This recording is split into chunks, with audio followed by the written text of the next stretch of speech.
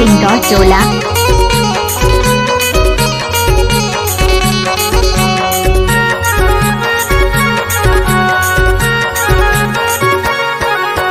बारी के तीर माहे चिर फिर के दाना चिरिप नहीं लागे वो बही के माया रे। आए गवैया गवायल त्यों तोला चिरिप नहीं लागे वो बही के माया रे। आए गवैया गवायल त्यों तोला चिरिप नहीं लागे वो बही के माया रे। बारी के तीर माहे चिर फिर के दाना चिरिप नहीं लागेगा बही के माया रे। आए गवैया गवायल ते मोला चिरिप नहीं लागेगा बही के माया रे। डीजे दीपक श्याम का मिक्स इंदौर टोला वाले डीजे मिक्स।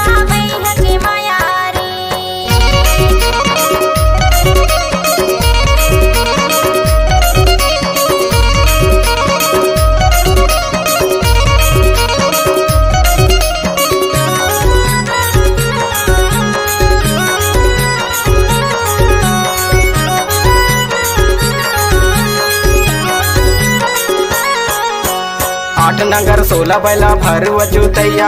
8 नगर 16 बैला भरू अजूतैया। हाथ के पैनारी गिर गए झोंक लेनी दैया। तय तो बनाए लय दूसर पाराय करे मोला।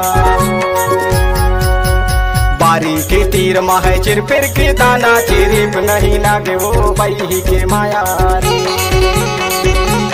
आए गवैया गवायल त्यों तोला चिरिप नहीं लागे वो बही के माया रे। आए गवैया गवायल त्यों तोला चिरिप नहीं लागे वो बही के माया रे। डीजे दीपक साउंड इंदौर टोला। हमारा मोबाइल नंबर है 9301778652।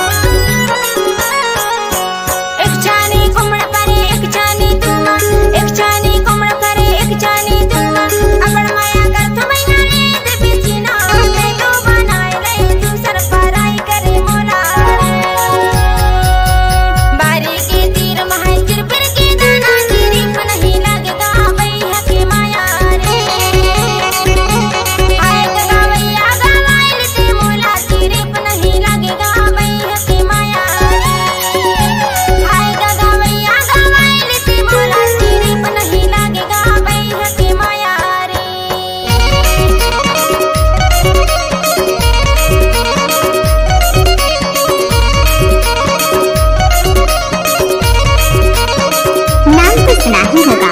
डीजे दीपक साउंड इंदौर टोला।